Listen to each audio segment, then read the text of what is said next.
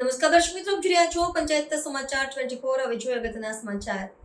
દાહોદમાં વિકાસ પદયાત્રા અને સાંસ્કૃતિક કાર્યક્રમનું ભવ્ય આયોજન। વિકાસ સપ્તાહ કાર્યક્રમ અંતર્ગત દાહોદમાં પ્રભારી મંત્રી કુબેરભાઈ ડિંડોરના અધ્યક્ષસ્થાને યોજાઈ જિલ્લા કક્ષાની વિકાસ યાત્રા।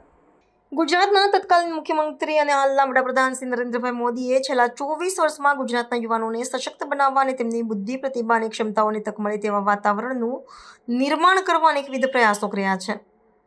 વડાપ્રધાનશ્રીના સુશાસનના 24 વર્ષ પૂર્ણ થવા નિમિત્તે ગુજરાતમાં તારીખ 7 ઓક્ટોબરથી 15 ઓક્ટોબર સુધી વિકાસ સપ્તાહની ઉજવણી કરવામાં આવી રહી છે।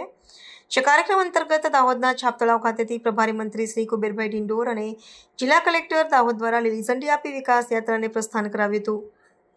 આ પ્રસંગે પ્રભારી મંત્રી શ્રી કુબેરભાઈ ડિંડોરે કહ્યું હતું કે વડાપ્રધાન શ્રી નરેન્દ્રભાઈ મોદીએ જનસેવા અને સમર્પણના 24 વર્ષ પૂર્ણ કર્યા છે। આજથી 24 વર્ષ પહેલા તેઓએ 7 ઓક્ટોબર 2001ના રોજ ગુજરાતની ધુરા સંભાળી ગુજરાતને દેશના વિકાસશીલ રાજ્યમાંથી વિકસિત રાજ્ય તરફ લઈ ગયા। ગુજરાતનો વિકાસ જોઈ મોદી સાહેબને નાગરિકોએ દેશનું નેતૃત્વ કરવા 2014માં દેશના વડાપ્રધાન બનાવ્યા। સાથે જ તેમણે કહ્યું કે દાહોદ જિલ્લો આજે પ્રગતિના પંથે ચાલી રહ્યો છે। દાહોદ સ્માર્ટ સિટી બન્યું। દાહોદમાં અદ્યતન શાળાઓ, લાઇબ્રેરી, રમતગમત સંકુલ, મેડિકલ કોલેજ આ વિકાસનું પ્રતીક છે। વડાપ્રધાનશ્રીનું 2047માં દેશને વિકસિત ભારત બનાવવાનું સ્વપ્ન છે। તેમણે દેશના તમામ નાગરિકોને આત્મનિર્ભર બનાવવા વિવિધ યોજનાઓમાંથી લાભ આપીને આગળ લાવવાના કામ કરી રહ્યા છે।